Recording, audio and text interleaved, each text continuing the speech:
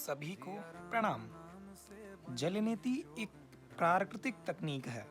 यह श्वसन तंत्र को साफ करने और नासिका मार्ग से विषाक्त पदार्थों को निकालने में मदद करती है।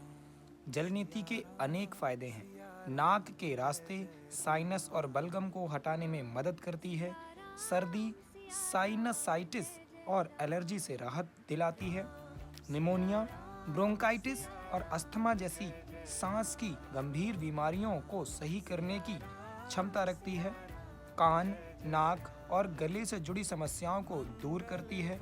मिर्गी, माइग्रेन जैसी समस्या से भी राहत मिलती है। गुस्सा, चिंता और तनाव को भी दूर करती है।